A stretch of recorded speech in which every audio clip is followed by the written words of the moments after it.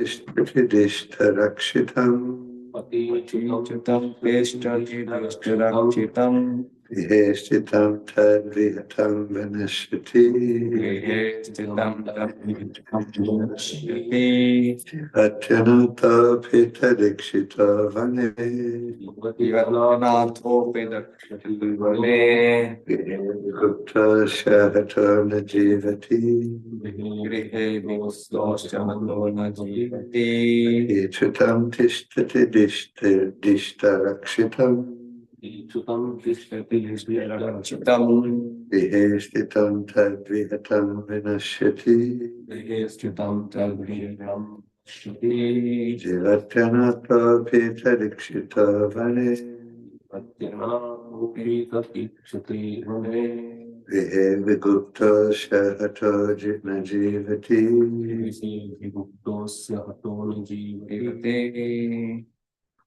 Let's check.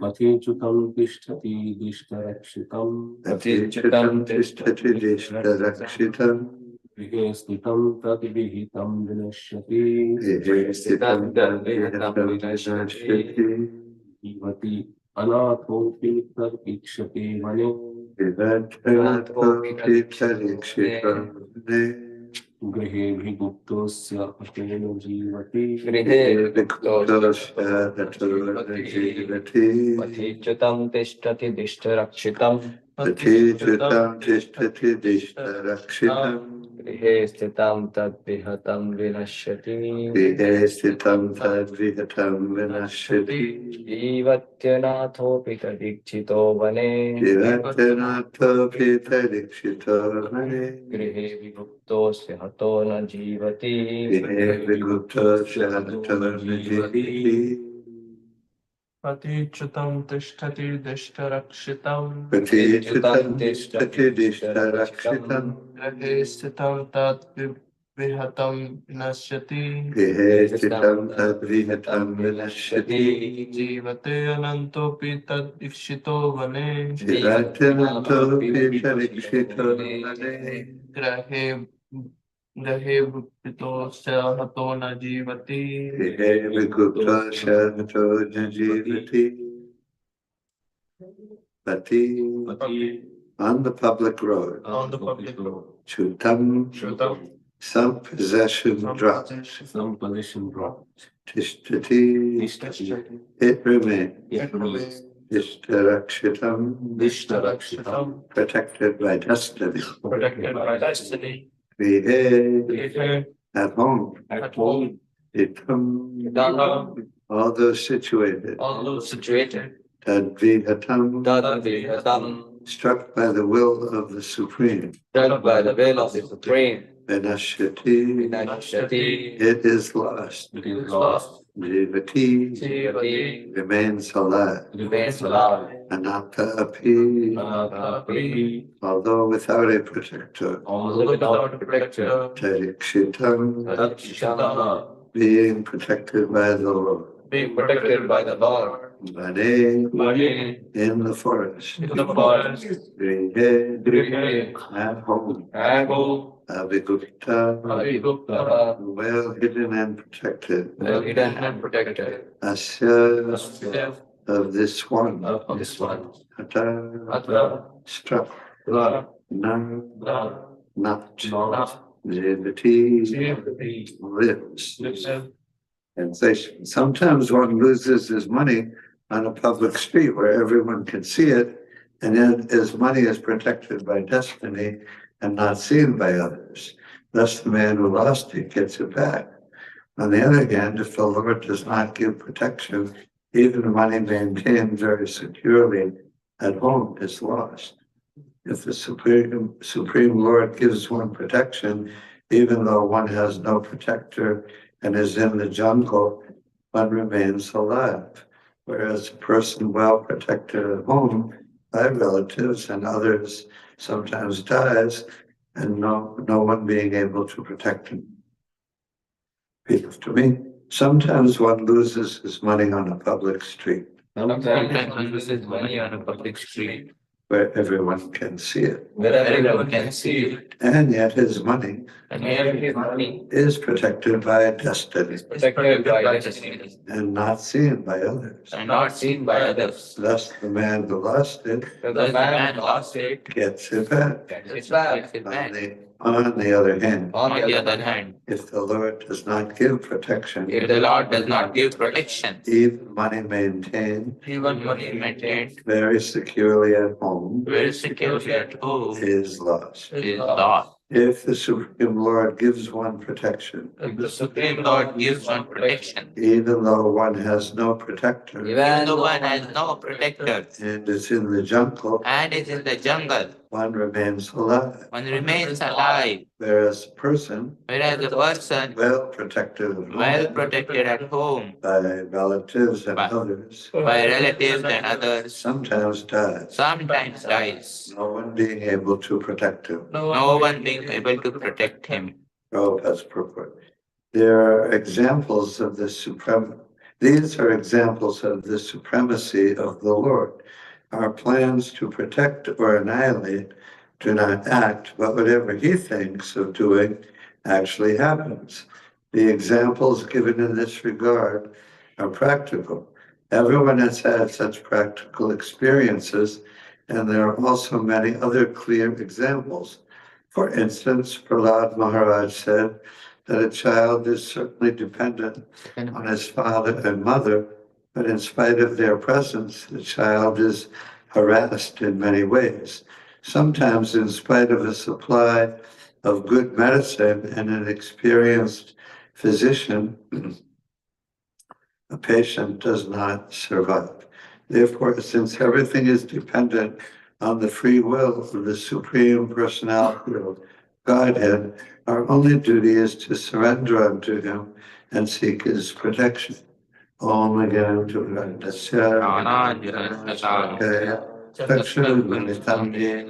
Tasmai Shri Gurave Namaha Shri Chaitanya Manavishtam Stapitam Yena Bhutale Swayam Rupa Kadamayam Velati Svavadantikam Vandeham Shri Guru Shri Yuta Padakamalam Shri Guru Vaishnavam Shri Rupam Sarganatam Sadhanatam Vidam Sam Sajivam Sadvaitam Savadutam Parijanam Sahitam Krishna Chaitanya Devam Shri Radha Krishna Panam Sahagana Lalita Shri Vishakam Vitam Scha Devi Krishna Karuna Sindhu Dinavando Jagatpate Gopesha Gopika Kanta Radha Kanta Namaste Tapakam Shanabhuragi Radhe Vrindavaneshwari Rishabhanusute Devi Pranamami Haripriye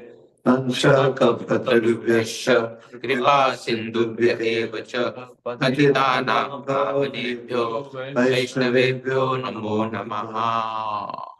Jai Shri Krishna Chaitanya Prabhu Nityananda Shri Advaita Gadadhar Shri Vasari Gaur Bhaktivinoda Hare Krishna Krishna Krishna Hare Hare Hare Rama Rama Rama Hare Hare.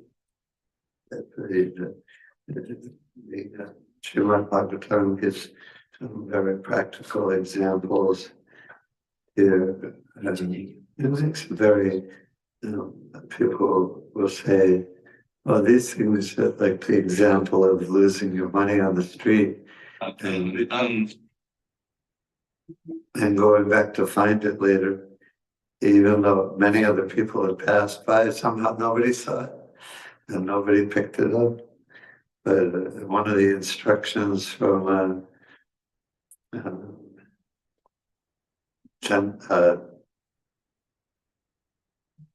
Chanakal Pandit, a learned man, is that you treat other people's possessions as garbage in the street. So most people won't treat some fallen money on the road as garbage. Most people, a lot of people, pick it up.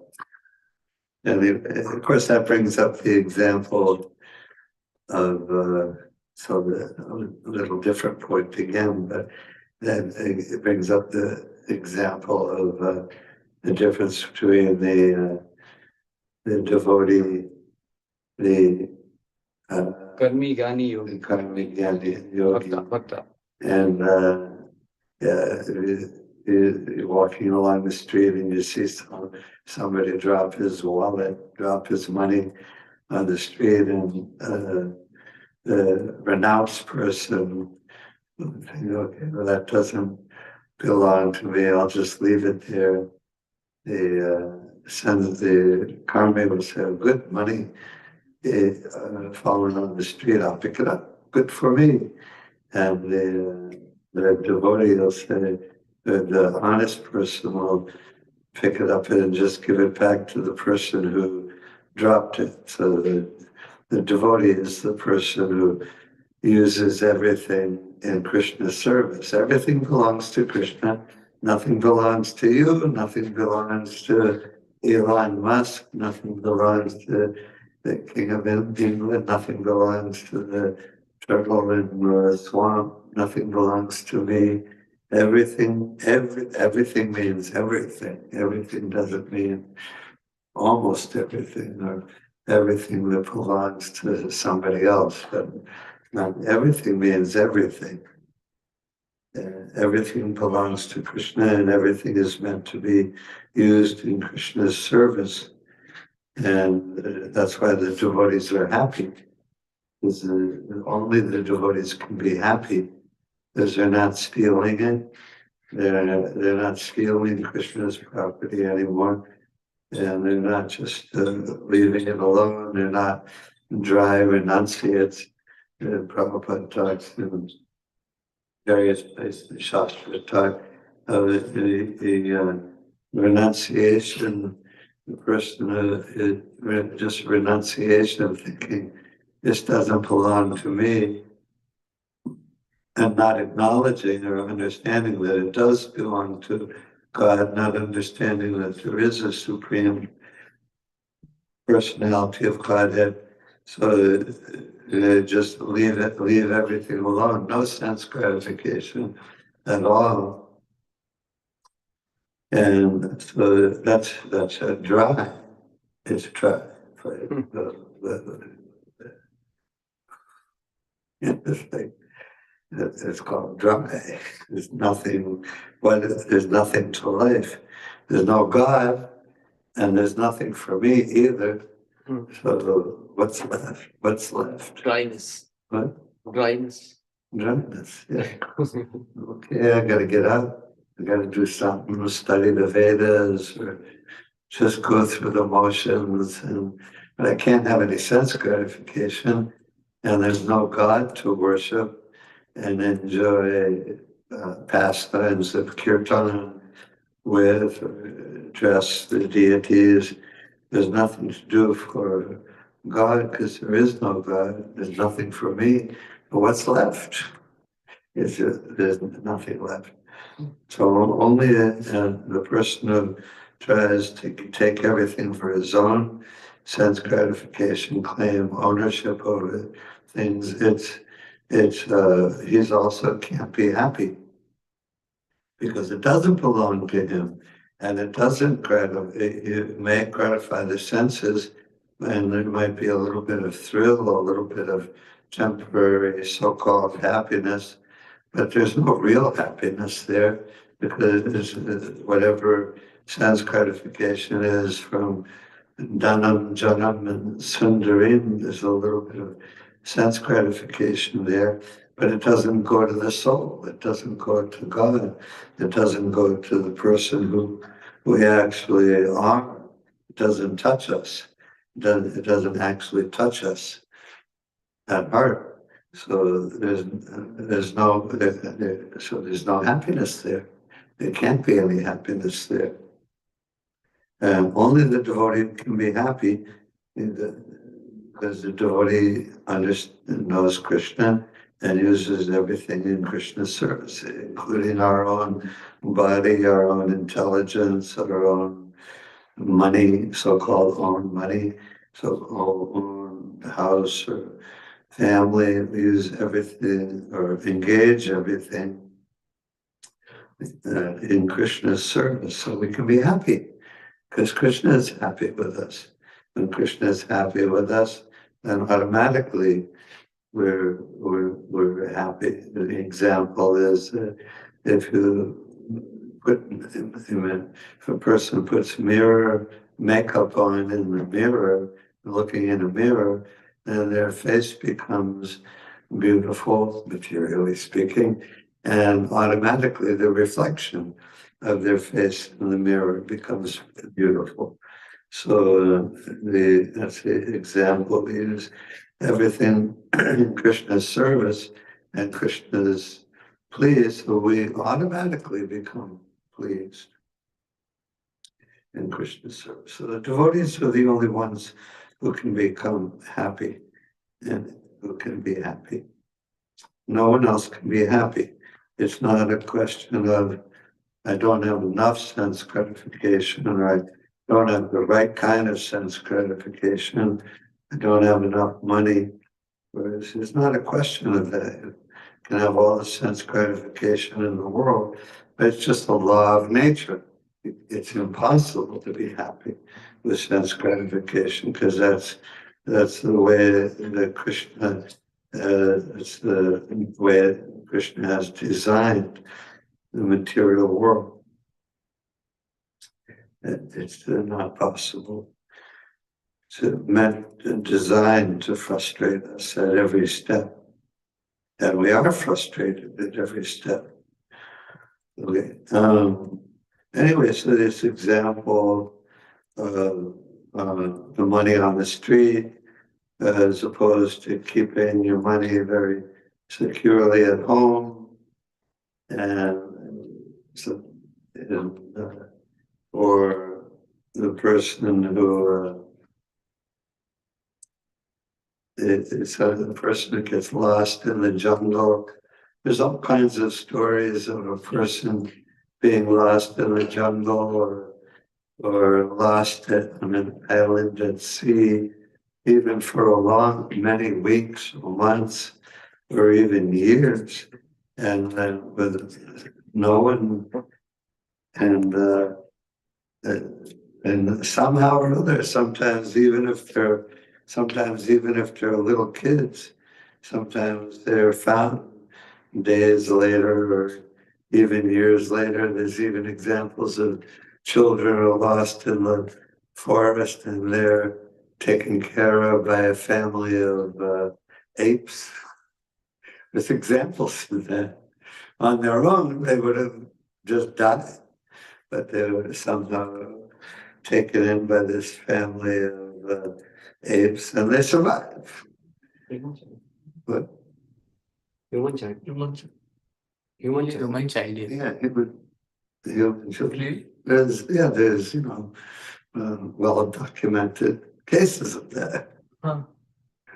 And or people who get lost in the jungle or an island for a long period of time, and somehow they survive. And but so many people, even protected, safe at home, lying in their beds. There's infinite number of stories. One story I read a few years ago, there was a man lying in his bed in his house in Florida, and he's just lying comfortably asleep in bed, and this big sinkhole. You know what a sinkhole is? It's like a place where the earth is weak, and all of a sudden it seems it's solid on top, but it's weak underneath, and for some reason it just gives way at some time, and there's a big hole there, and that's called a sinkhole. So in the United States we call it a sinkhole. So the man lying in his bed at night, a sinkhole opens. There's a lot of water under the ground all over Florida. It's very close to sea level. And so the sinkhole opened up beneath his house.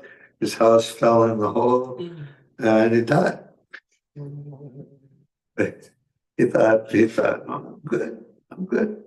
Lying in my bed, everything's okay. Sleep in heavenly peace is one Christian prayer. It's a nice prayer. It's the only prayer I ever learned.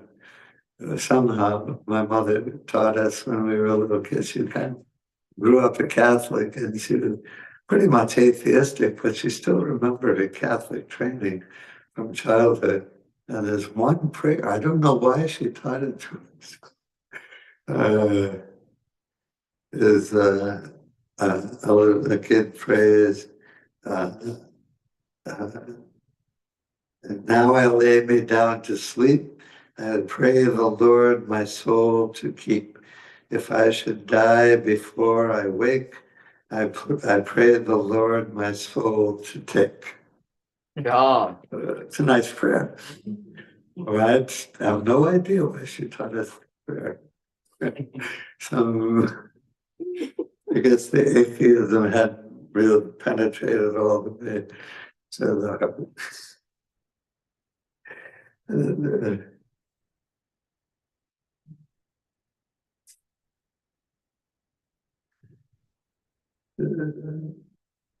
anyway, so yeah, so everything is under the control of Krishna. Nothing is under my control. I think I control something. I go out to my car in the morning, I turn the key, it starts, I drive it according to how you're supposed to drive a car. And I go from where I am to where I want to be. I feel like I'm in control. That's one reason people love their cars so much, is it gives them a sense of control over the material energy. Here I am, it's my car, and I'm in control of this car.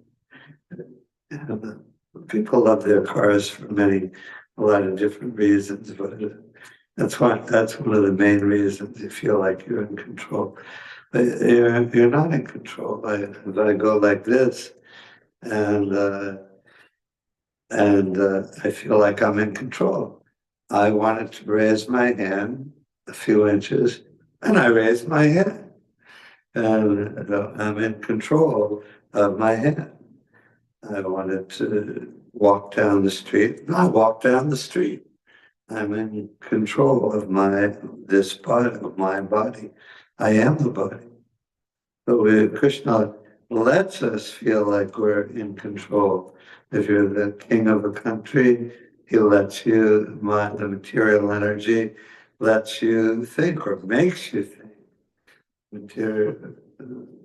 Material energy makes you think. You're a really big, important man, and everyone has to do exactly what I tell them to do, because I'm the controller. I'm the controller. So the material energy, Krishna lets us think we're in control, because that's what you wanted. That's what I wanted. I wanted to be independent. I wanted to be in control. So Krishna lets us pretend that we're in control. And Prabhupada gives the example that a little girl wants to cook in the kitchen. Sees her mother cooking in the kitchen. So the little girl wants to cook too. So the mother buys her like a toy stove and toy pots and toy utensils. And so the little girl pretends that she's cooking, and she feels like, look at me, I'm cooking too much. And so, but it's pretend. So she's not actually cooking. So we're the conditioned soul in the material world. Krishna gives us a toy world to pretend that we're in control of something. A kitchen, a car, a kingdom, or whatever. Krishna lets us say, okay, you want to be in control here. You can pretend to be the controller. We're never actually in control of anything. We're never actually the independent enjoyer of anything in material world.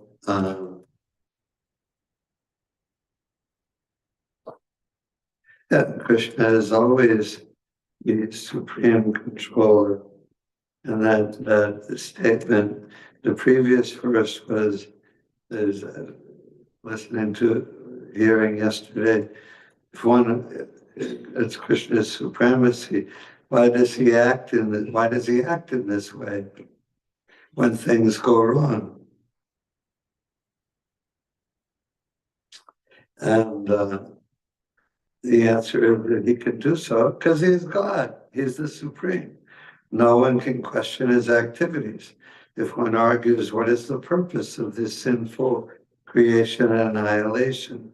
The answer is that to prove his omnipotence, he can do anything and no one can question it. It's the same principle. Krishna is, in this verse, that Krishna is supreme, and you can't say, well, why did the robber break into my house and steal my money? And even though it was in a very secure, safe, well hidden, why did God let that happen? You can't ask that question. It's not. You can't even ask the question. You can't question the will of the Supreme, because Krishna is Swarat. He's supremely independent. He does whatever he wants to do, and no one, you can question him. You can say, "Why did you do that?" And people do that all the time. But it's not a question that anyone should ask. Or it's not a question that makes any sense. He did it because he did it. Like your parents, you can't ask, you can't question why your parents did this or that, especially if you're a real little kid. Like a 4-year-old kid can't ask his parents, why did you do this? Why did you do that? Why did you throw away my toy?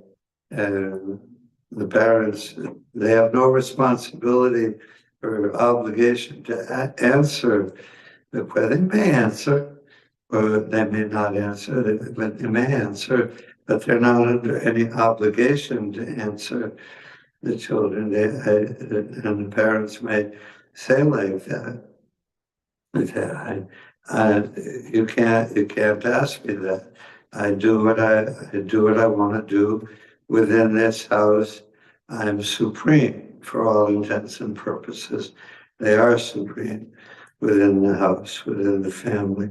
So we can't complain to Krishna or ask Krishna, why did you do this? Why did you let that happen to me? And one of the most common things that the person who has the materialist will say when something negative happens in their life is that why did this happen to me? I don't deserve this. I didn't deserve this. And of course, most people outside of India, they don't have any conception of karma. Everyone has some conception of karma. There's so many sayings in English, what goes around comes around. Or people know from the Bible, as you reap, as you sow, so shall you reap. If you sow seeds of corn, you're going to get corn growing up. You're not going to get watermelons growing up. As you sow, so shall you reap. Everyone has some understanding of karma, but nothing scientific, nothing directly from the Vedas. So people will say, why did this happen? It's unfair. I didn't deserve this. And anyway, Satrup Maharaji gave one example from a long time ago that I never forgot. And I recently read in one of his books, telling something about his childhood. He was telling how he was kind of a bad kid in school when he was growing up. Not like real bad, but mischievous. I don't know if you were mischievous. You probably were. You probably weren't. You never know, but anyway, he was saying, I don't know. they were saying he was, and he gave, at the time when he gave this example, I didn't know that he was talking about himself, probably, but he said that there's a kid in school who is always misbehaving in class, but somehow he's like clever, and the teacher never catches him in the act of doing something bad, something naughty. And at one time, but the teacher knows it's him. He can never really catch him doing it, but he knows it's him. But then another time, some other kid will do something naughty, and the teacher will turn around and blame the kid that is usually doing something naughty. And that kid will be like, he's innocent this time. But he'll be like, what? I didn't do it. And yeah, you didn't do it this time, but 50 other times in the past you did it. And so anyway, we don't know why somebody else hits our car in the parking lot and then drives away. We don't know why this or why that. And with the materials to be like, I didn't deserve that. Why did that happen to me? It happened to you. You deserved it. First of all, you're rebellious against Krishna. And you're in the material world, and bad things happen in the material world. You deserve whatever you get. Nobody in the material world is innocent. Everyone is guilty. The fact that we're here proves that we're guilty, except for the rare person like Prabhupada, who is, or a representative of Krishna, who is specifically sent to the material world to help other people go back home, back to Godhead. But just the fact of being in the material world proves that we're guilty. There's no innocent, there's no mistakes in justice in the universal court system. We're here in the material world. We deserve to be here. And once you're here, you deserve whatever you get. That's how the system works. And we all have karma from previous lives. So there's nothing unfair in Krishna's in the kingdom of God. And everything is fair. Everything is done according to, and it's very harsh. The material world is a very harsh place, and that's by design. By design, we can't complain. Anyway, I just wanted to read one or two quick things from the. We've been with Abhijay and reading this paragraph from the Krishna book the last couple of days, and the whole Krishna book is stories, and Prabhupada mixes all the philosophy in with the stories about Krishna. But there's two chapters specifically.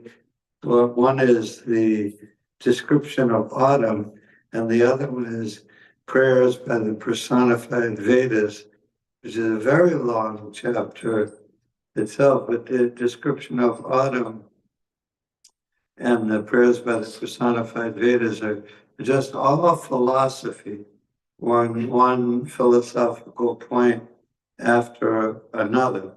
And there are chapters that you don't generally hear people reading. People read the Rasa dance and Krishna killing the different demons and all the different stories of uh, Krishna going to Mathura and killing Kamsa, and the stories we generally hear. But I'm going to read a couple examples from this description of autumn, where Prabhupada uses, makes philosophical points from the different things that happen in the autumn season and related to nature. Here's one.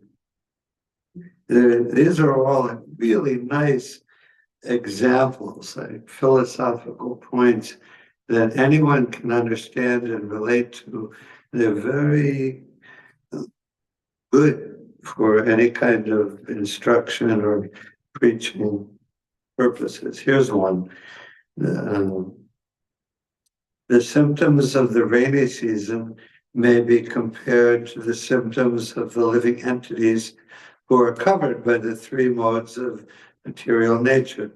The unlimited sky is like the supreme Brahman, and the tiny living entities are like the covered sky, or Brahman covered by the three modes of material nature. Originally, everyone is part and parcel of Brahman. The supreme Brahman, or the unlimited sky, can never be covered by a cloud, but a portion of it can be covered. As stated in the Bhagavad Gita, the living entities are part and parcel of the Supreme Personality of Godhead, but they are only an insignificant portion of the Supreme Lord. This portion is covered by the modes of material nature, and therefore the living entities are residing within this material world.